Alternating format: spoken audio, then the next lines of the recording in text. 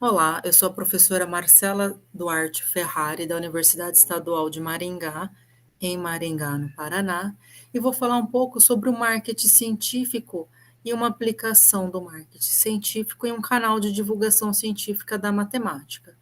Esse é um trabalho em conjunto com o professor Laerte Ben, que é o idealizador do canal de álgebra abstrata, e a gente vai falar dessa junção do marketing científico neste canal.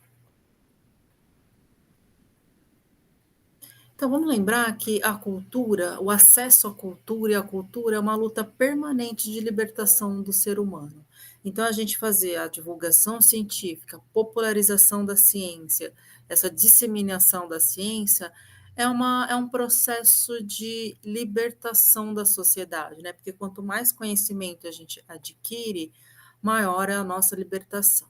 Qual que é esse conceito de divulgação científica, né? O que que a gente, quando a gente fala de divulgação científica, o que que a gente está fazendo? Então, a gente fala que a divulgação científica é qualquer atividade cuja finalidade é disseminar e popularizar o conhecimento científico para toda a sociedade.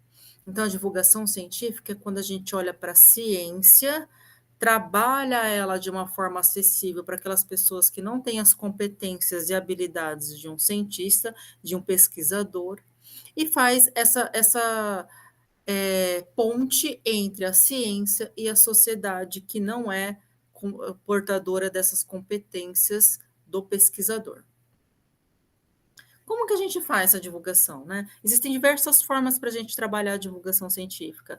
A gente pode fazer exposições de matemática, existem diversos tipos de projetos de extensão, que é aquele projeto em que a gente olha para a pesquisa científica, para os dados científicos, e trabalha ele na sociedade. A gente pode trabalhar com publicações de artigos, que é o que a gente chama de comunicação científica, quando a gente fala para as pessoas que têm aquelas mesmas competências de quem trabalhou o dado científico, então a gente faz publicações científicas, publicações de artigos.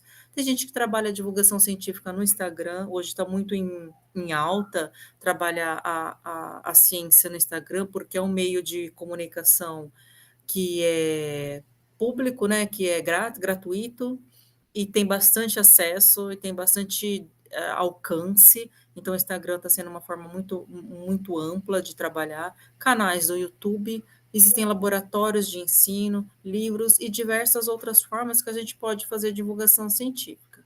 Então, toda forma de divulgação, a gente pode trabalhar com a divulgação científica. Aqui, no caso, a gente vai trabalhar com canais do YouTube. Então, a gente vai trabalhar com a divulgação científica no canal do YouTube. Como que a gente vai fazer isso? A gente vai olhar para o marketing científico, então a gente vai usar estratégias de marketing para trabalhar a divulgação científica, que é o que a gente chama de marketing científico. O que é o marketing, né? O marketing é a ciência, é aquela ciência que estuda as interações de trocas sociais com o objetivo de criar e entregar valor para satisfazer as necessidades ou os desejos de um determinado grupo.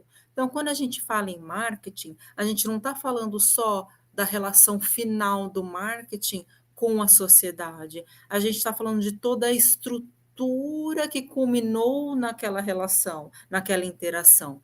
Então, quando a gente fala em marketing, é toda uma estrutura bem estruturada, bem delineada, que transforma essa estrutura numa ciência e que tem várias etapas e que culmina numa relação com um determinado grupo.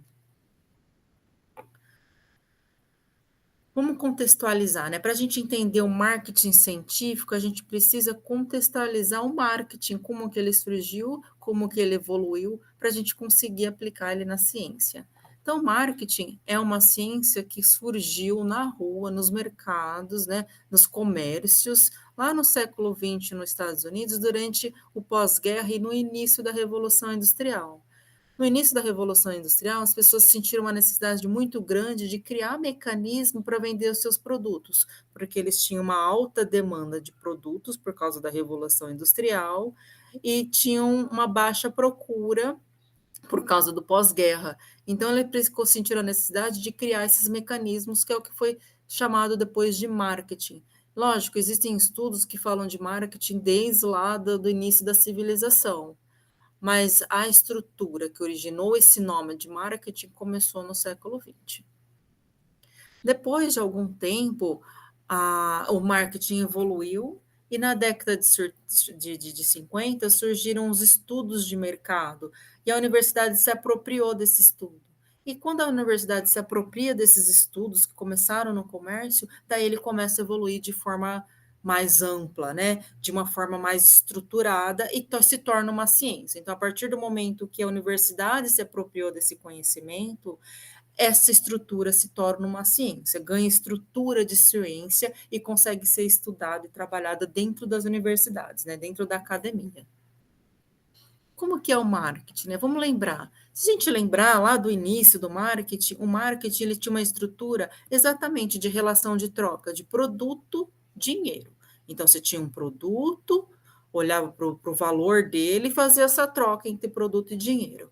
Então, as propagandas de marketing, a disseminação final do marketing, lá, a sua promoção, era trabalhada através das características do produto e o seu valor. Então, quanto que essas características de produto valem em termos financeiros? Então, essa propaganda é bem claro isso. Ele é uma propaganda de botijão de gás, então ele fala dos benefícios do, do gás e fala o valor dele. Então, vejam, a propaganda exatamente como era o marketing lá no início, na década de 50, né? Aqui no Brasil começou um pouco depois, né? Mas era exatamente essa ideia, trabalhar as propriedades do produto. Mas essa ciência começou a perceber que isso precisava evoluir, que essa estrutura de troca precisava evoluir. Então, hoje em dia, a gente não trabalha mais com essa estrutura de olhar para os benefícios do produto e o valor de troca dele. Então, por exemplo, eu coloquei um exemplo aqui de uma propaganda da Coca-Cola. Então, veja, é uma propaganda da Coca-Cola que você encontra no site dela, e é uma propaganda que, observem, nem mostra o produto mais.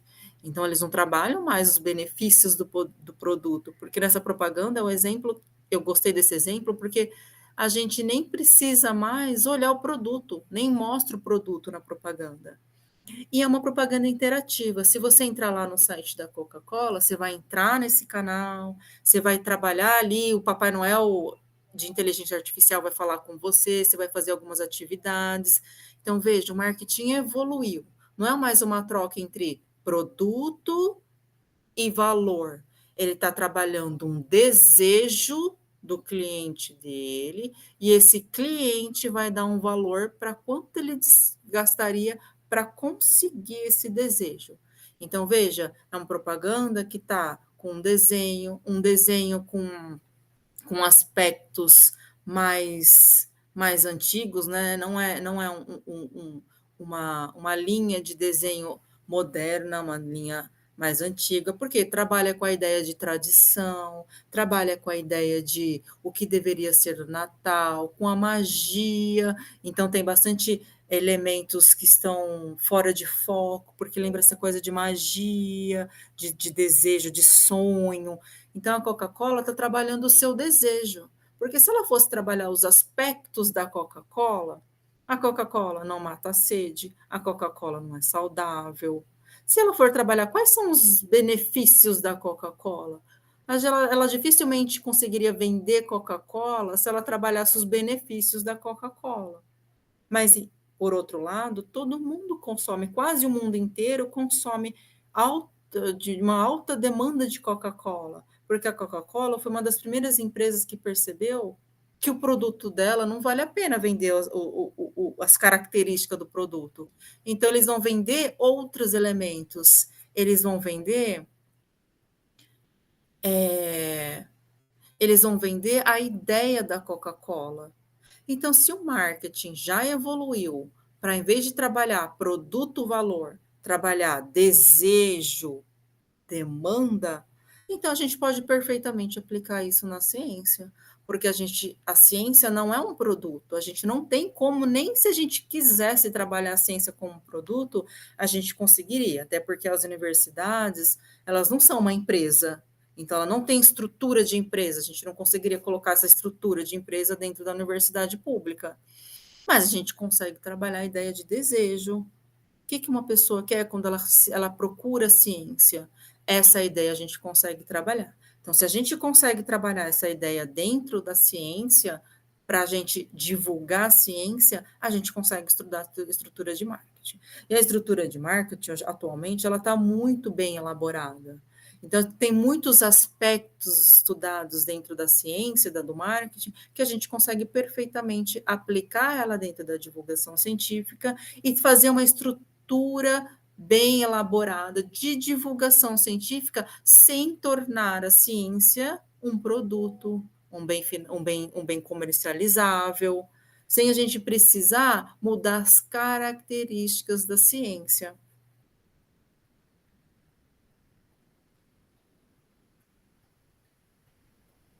Então, o que que a gente pode definir como marketing científico? Agora, aplicado à divulgação científica. É a teoria que estuda as interações de trocas sociais com o objetivo de criar e entregar valor para entregar conhecimentos científicos para um determinado grupo. Então, qual que é essa estrutura de marketing científico, né? Então, a gente vai ter uma estrutura agora do marketing científico. A gente vai conseguir estruturar a divulgação científica. Então, a gente vai olhar para os dados científicos, quais são o elemento bruto da ciência, o conhecimento bruto da ciência que a gente quer divulgar, a demanda, o que que a gente vai precisar para divulgar? A gente vai precisar de quanto tempo, de quanto dinheiro, qual que é essa estrutura de demanda que a gente precisa, a distribuição, a gente precisar olhar para os locais que a gente vai distribuir esse dado, se é na universidade, se é, a gente vai precisar ir numa escola, se a gente vai precisar ir para a praça, se a gente vai precisar ir para o Instagram, qual é a distribuição? Se a gente vai precisar colocar uma exposição de matemática para a gente divulgar esse dado, e depois a gente vai pensar em como que vai ser essa distribuição? Como que vai ser essa exposição? O que que precisa ter nela para eu conseguir divulgar o meu dado científico? Vai ser no Instagram? Qual que é a linguagem que eu vou usar? Para quem que é? Então, esses 4 elementos são, resumidamente, as 4 partes do marketing científico que eu preciso trabalhar para conseguir fazer uma boa divulgação científica. O que que são esses dados? A gente vai considerar como dado qualquer registro científico que possa ser divulgado à população para apreciação, conhecimento ou uso. E quando eu falo população, a gente vai ter que fazer recortes, porque quem divulga para todo mundo não divulga para ninguém. Então a gente precisa começar a olhar para recortes do público para a gente conseguir fazer divulgação científica. A gente não consegue divulgar para todo mundo, porque não é todo mundo que tem a mesma vivência, não é todo mundo que entende a linguagem da mesma forma, não é todo mundo que tem o conhecimento da matemática para a gente conseguir divulgar da mesma forma. Então, se a gente vai divulgar aqui, por exemplo, que eu estou falando, um público qualificado, um público que entende, eu posso falar de uma forma. Eu jamais faria essa palestra por um público que não é da matemática, que não é pesquisador. Então, por quê? Porque eles não iam entender eles não iam ter as habilidades para trabalhar essa informação que estão recebendo, né? Então, a gente tem que lembrar que matemática é cumulativa. Então, a gente precisa entender quais são os dados e, a partir desses dados, qual é o público, ou o contrário, a partir do público, qual é o dado que esse público vai receber melhor. Então, aqui eu coloquei uns exemplos, olha, nesse slide eu coloquei uns exemplos de organizações que fazem divulgação científica. Então, tem a Cielo, né, que existe, que é uma das maiores plataformas de publicações que existem, né? Então, ela faz essa comunicação entre pesquisadores, então, ela faz essa divulgação científica com um público bem específico, que é o que o matemático sabe fazer muito bem, né? O matemático sabe fazer muito bem evento científico, porque ele olha para o público, coloca o nome do evento do público bem determinado, para só aquele público certo ir naquele evento, ele cobra uma taxa para ele cobrir os gastos de demanda dele, ele faz Ele chama as pessoas que estão mais proeminentes naquele grupo para falar no evento dele. Então, o matemático faz essa comunicação científica de uma forma exemplar. Em contrapartida, ele faz a divulgação científica de uma forma pouco estruturada, extremamente deficiente, né? A Math Girl é um canal de YouTube que daí é o contrário, né? Ela faz a divulgação científica, popularização da ciência. Então, uma pessoa que domina os conhecimentos da matemática e ela consegue, e por causa desse domínio que ela tem da matemática, ela consegue trabalhar os dados científicos em uma linguagem apropriada para um determinado grupo, que é o grupo que que é um grupo bastante diferente daquelas pessoas que estão dentro da academia. A gente tem a Sociedade Brasileira de Matemática, que ela faz essa divulgação científica das pessoas que trabalham com matemática, dos pesquisadores. Então ela faz muito, ela tem aquele podcast Café com o Autor. Então ela faz a divulgação das pessoas, dos pesquisadores. E tem, por exemplo, o canal ele tem um Instagram que chama Matemática Antirracista, que ele escolheu um público-alvo bem determinado, né? Então, ele escolheu um público que está preocupado com questões éticas dentro da ciência. Então, ele trabalha com aquele público que está preocupado em fazer matemática antirracista, matemática com consciência. Então, é outro público que ele voltou, mas também é divulgação científica. A demanda são todos aquela soma de valores dos quais o público-alvo disponibiliza para obter um benefício e adquirir um conhecimento científico. Então, o que está envolvido nessa demanda? Pode ser o transporte, se for uma exposição de matemática, você precisa se preocupar como suas peças vão chegar no local que você escolheu. O tempo de exposição, se é um canal do YouTube, você precisa se preocupar com o tempo dos vídeos.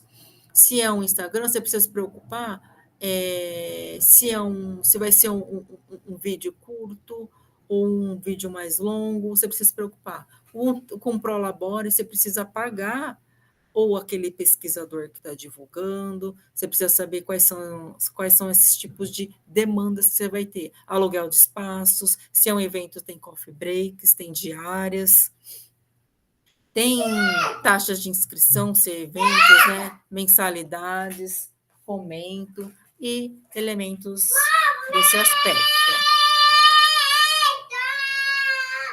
A distribuição. A gente também tem que se preocupar com a distribuição. O que eu estou preocupada quando eu falo em distribuição? Eu estou preocupada com o local onde o seu dado vai ser disseminado. E quando eu falo local, não é necessariamente o local físico, é também, porque mesmo que você for gravar um vídeo do YouTube, você precisa saber aonde você vai gravar esse vídeo. Eu, por exemplo, estou aqui gravando essa palestra e meus filhos estão aqui atrás. Então, é um lugar adequado? Provavelmente não, porque o lugar adequado eu preciso de pouco ruído. Então, eu preciso me preocupar com isso também.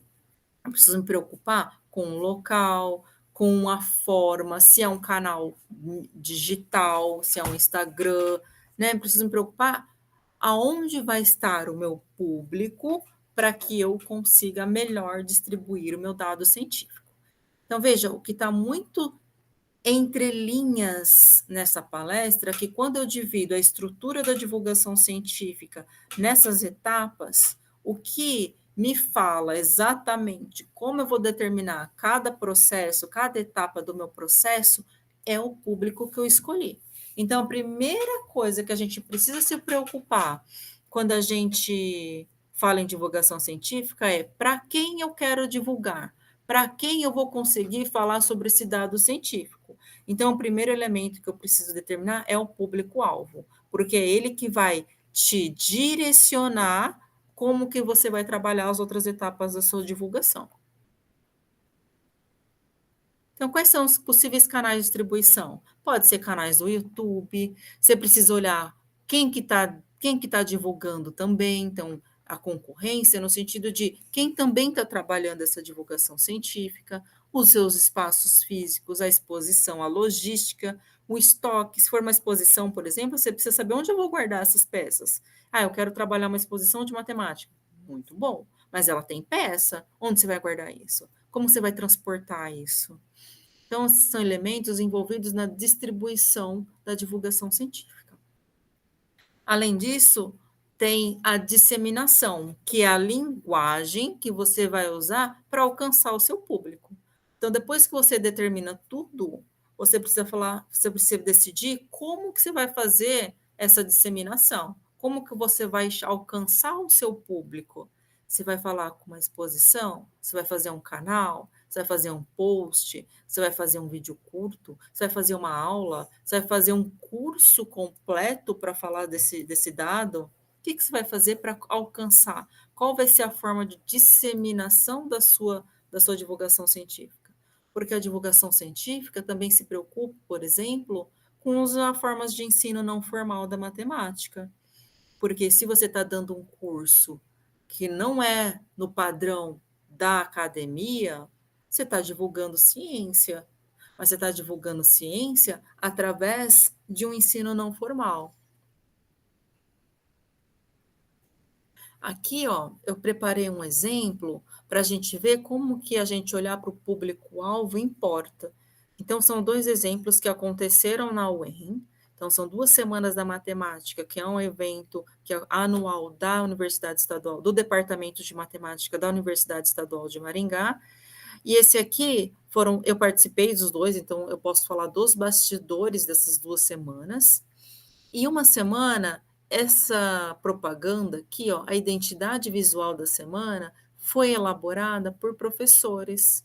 E na de baixo, a identidade visual foi elaborada por uma linguagem dos alunos, dos discentes do curso de graduação. Então, vocês conseguem perfeitamente ver a mudança de linguagem. Então, você vê que no de cima, que foi elaborado pelos professores, eles elaboraram para eles mesmos. Então, é uma cor mais formal, cores frias, com uma paleta de cores neutra, né? Então, tem poucas cores, é uma paleta fria, é uma linguagem formal, porque é a linguagem do professor de matemática. Na de baixo, você vê que tem contrastes, tem cores fortes, cores quentes, né? Tem mais dinamismo, a identidade visual. Então, vê, o mesmo evento, em anos diferentes, para o mesmo público, trabalhados de forma totalmente diferentes. Então, o que a gente conclui olhando para essas imagens? Que a maior parte dos divulgadores de matemática, eles não estão focando o público. Por isso que a gente não está fazendo divulgação científica da forma adequada, porque se você não foca no público, porque, por exemplo, essas semanas o público é o mesmo. Então, por que mudou totalmente a linguagem? Se mudou totalmente a linguagem, você não está pensando no público, você está fazendo divulgação para você mesmo, que é que o matemático faz com maestria nos eventos científicos. Agora, para divulgar a ciência, não está alcançando. Tanto que aqui, por exemplo, a gente vê uma fuga muito alta do cursos de matemática da universidade pública. Por quê? Porque a gente não está divulgando, a gente não está divulgando como é a estrutura da universidade, quais são as formas de ingresso, o que se trabalha no curso, como matemática pode ser proveitosa, como que ele pode trabalhar a matemática depois de formado. A gente está se ausentando dessa divulgação e perdendo público. Perdendo público para os outros cursos, perdendo público para as universidades privadas, a gente está perdendo público de diversas formas. Mas uma coisa é concreta: enquanto a gente não fizer divulgação científica pro público, a gente vai perder quantidade de alunos, a gente vai perder quantidade de apoiadores da ciência e assim por diante. Então, o papel da divulgação científica, então a gente pode concluir que o papel da divulgação científica é tornar o ato do marketing científico, principalmente, né? É tornar o ato de convencer a pessoa a adquirir um conhecimento obsoleto. Então, eu não quero convencer ninguém a adquirir. Eu quero que a pessoa compreenda e entenda eu quero compreender e entender tão bem o público-alvo que a teoria científica se adapte a esse público e se torna uma aquisição agradável. Então, não convenço, não passo a convencer mais a pessoa a adquirir aquele conhecimento. Ela passa a se sentir agradável entendendo, ela passa a ter um sentimento de desejo por absorver aquele conhecimento. E com isso, a gente, aqui no departamento de estadual de Maringá, no departamento de matemática da Universidade Estadual de Maringá, a gente criou um grupo de pesquisa em divulgação científica, que é o grupo Comunicação e Networking em Matemática. A gente olhou para alguns professores que trabalham com divulgação científica, então a gente tem 6 professores e 7 projetos, e se juntou para estruturar a divulgação científica do departamento. Então, a gente tem um grupo de laboratório de ensino de matemática, a gente tem um grupo de teoria e investigação em matemática elementar, que trabalha com os alunos que querem fazer a Olimpíada Brasileira de Matemática. A gente tem um projeto KIT. O que é o projeto? Ele estrutura kits de estudo, então ele estrutura kits de estudos para engenheiro, kits de estudos para quem quer entrar na universidade, ele trabalha com kits de estudos de quem quer estudar álgebra linear e assim por diante. Kits de estudos para os alunos do ensino médio, ensino básico. Então, ele trabalha diversos kits que a pessoa pode pegar no site e estudar aquele exato conteúdo com esses kits. A gente tem a JPIMA, que é um jornal de comunicação científica, então são artigos científicos que são para publicação de pesquisas científicas. A gente tem o Matemativa, que é uma exposição interativa de matemática. São peças que a gente pode manipuláveis de matemática, né? Então, a gente é uma exposição interativa. A gente tem o canal de álgebra abstrata, que é o que eu vou focar hoje nessa palestra, que a gente é um canal de álgebra que tem diversos vídeos e de diversas teorias da álgebra, um canal do YouTube, né? E tem o próprio Conemate, que é esse projeto que está estruturando a divulgação científica do Departamento de Matemática. Como que a gente vai fazer essa aplicação do marketing científico no canal de álgebra abstrata? Vamos olhar, vamos olhar para esse canal, né? O canal de álgebra abstrata é um canal do YouTube, elaborado pelo professor Laerte, que também é um professor aqui do Departamento de Matemática da Universidade Estadual de Maringá. E esse canal, ele daí, esse canal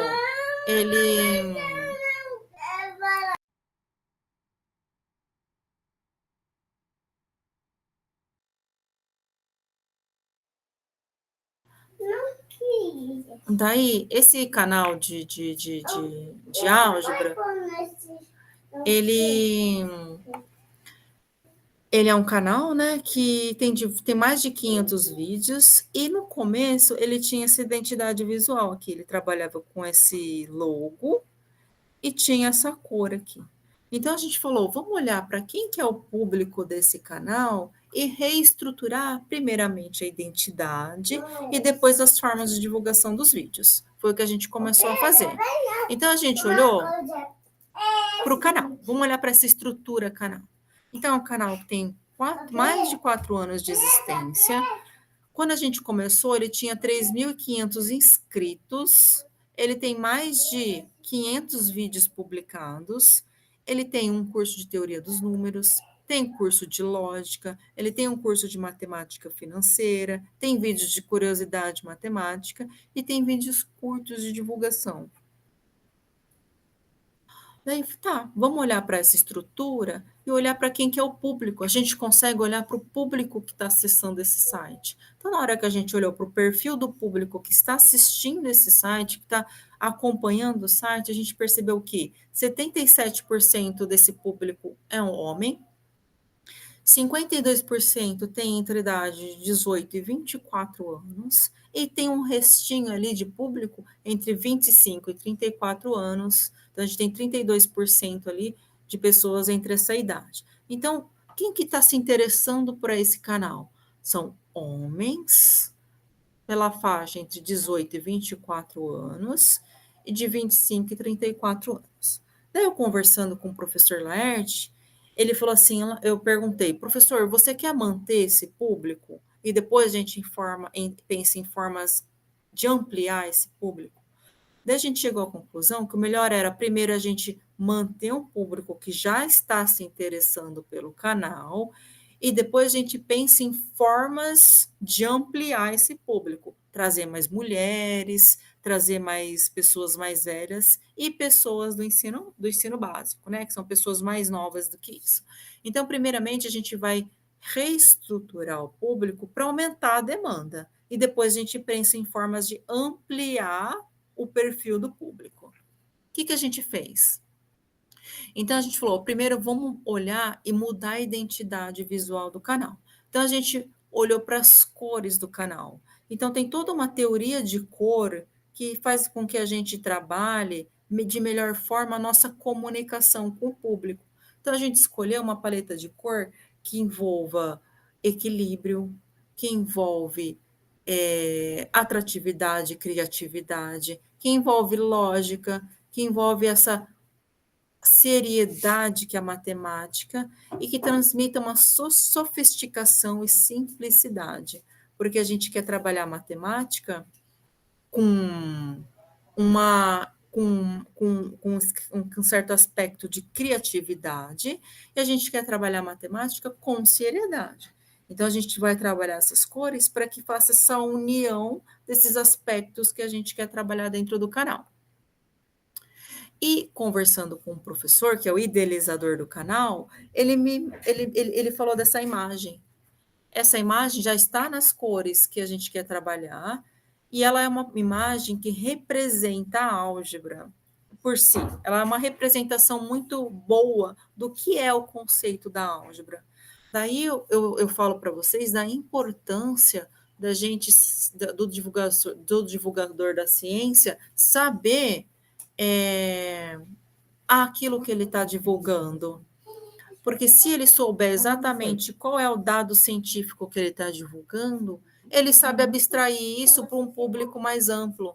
Ele sabe transformar essa linguagem numa forma simples para o público que ele quer divulgar, que é o que está acontecendo nessa imagem. Como o professor tem um conhecimento, como a gente, como pesquisador, tem um conhecimento muito amplo do que é a álgebra, a gente consegue olhar para essa figura, que é uma figura que uma pessoa com poucos conhecimentos matemáticos consegue entender, e a gente consegue entender que essa imagem representa muito bem a álgebra. Coisas que uma pessoa que não tem um conhecimento muito aprofundado de álgebra conseguiria perceber. Ela conseguiria entender a ideia da figura, mas não conseguiria entender que essa figura representa muito bem a álgebra. E com isso, a gente juntou a figura, juntou essas cores.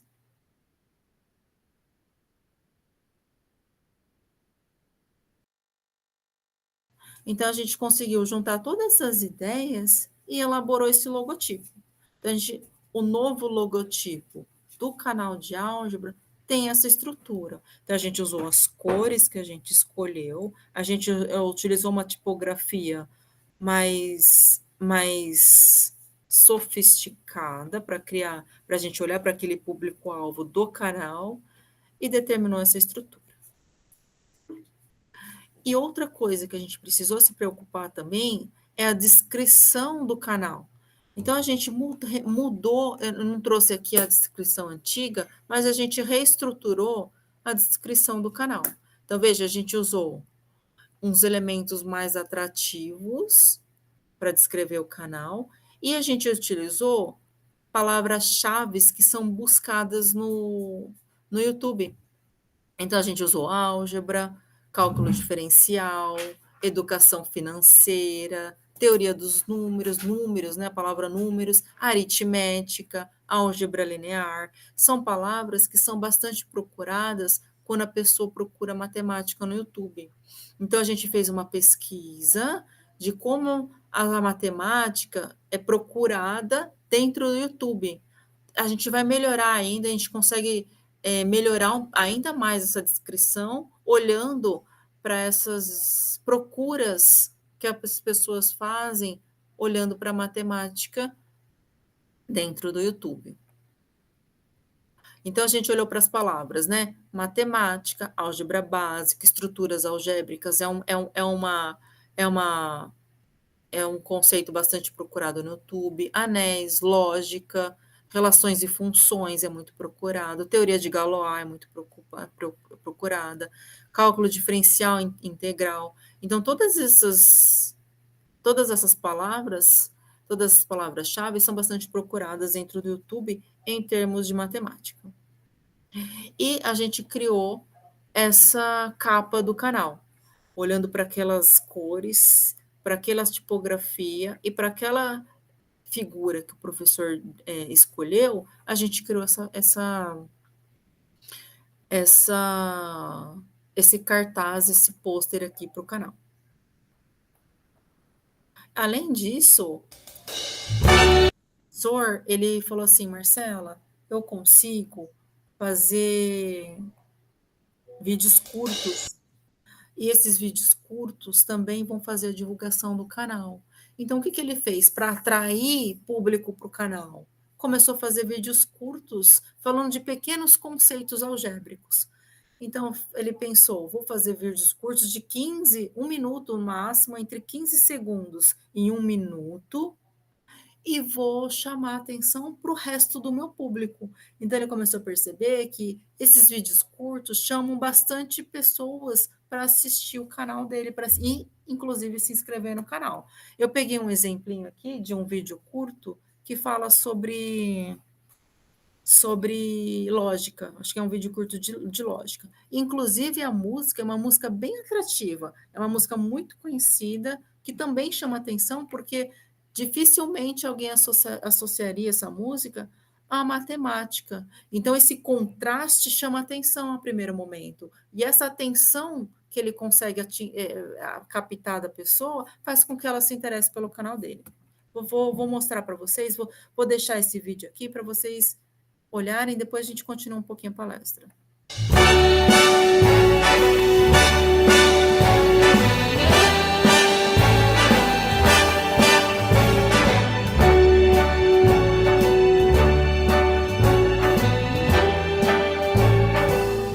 Start spreading the news. I'm leaving today. I want to be a part of it. New York, New York. These vagabond shoes are longing to stray right through the very heart of it. New York, New York. I want to wake up in a city that doesn't sleep.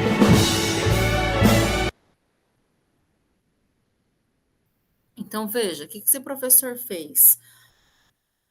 Ele fez um vídeo extremamente simples, ele elaborou um texto no Tex, fez um vídeo simples com um resumo de lógica e pontuou.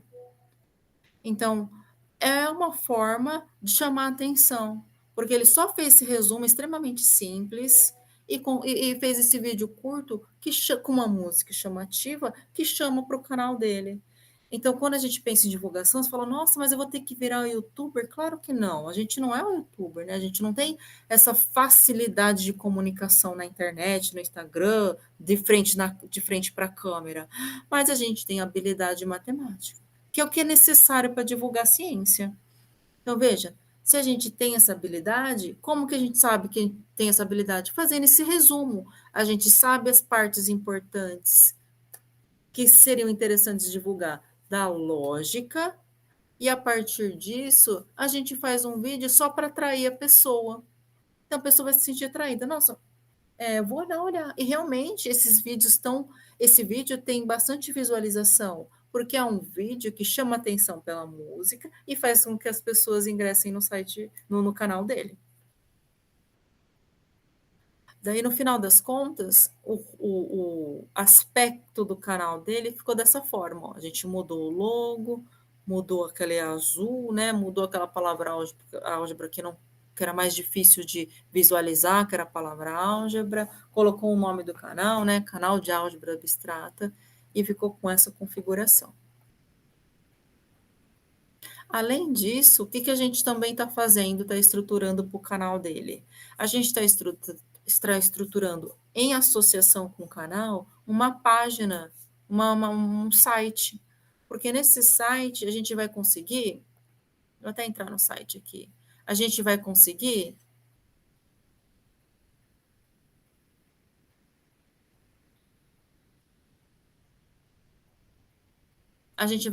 distribuir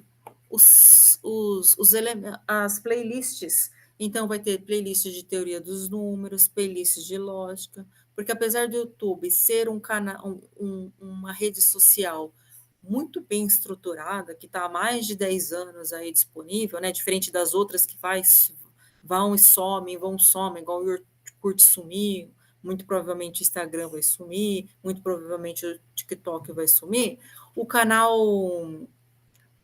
o YouTube não está assumindo, o YouTube está se mantendo. Então é bom a gente olhar de uma forma mais intensa para o YouTube, porque além do YouTube ter memória, porque o Instagram não tem memória, né? O Instagram a gente posta lá e ela se vai. Então, as informações do Instagram, apesar delas ficarem ali na página do Instagram, as pessoas não olham aquela página, né? Normalmente as pessoas só olham a sua própria linha do tempo. E essa própria linha do tempo é efêmera, né? Então as pessoas não voltam normalmente, olham o que tem lá na página do Instagram. Elas olham só o que está passando. E coisas que não acontecem no YouTube. No YouTube, as pessoas conseguem acessar vídeos extremamente antigos. E isso funciona muito bem para a divulgação matemática, né? Porque a divulgação matemática, a gente quer deixar cursos, a gente quer deixar vídeos explicativos. Então, a gente está fazendo essa associação com um site, porque no site a gente consegue deixar bem explícito onde estão essas playlists. Então, a pessoa clica aqui na playlist de lógica, eu vou mandar ela para a playlist de lógica do canal. Ela clica aqui em teoria dos números, vou mandar ela para a playlist de teoria dos números do canal. E assim por diante. Então, a gente vai usar o canal como um catálogo de playlists do canal. E com isso, a gente mostrou como que a gente fez essa reestruturação de um canal potente, que tem um potencial muito grande de crescer, com as estratégias do marketing científico. Então,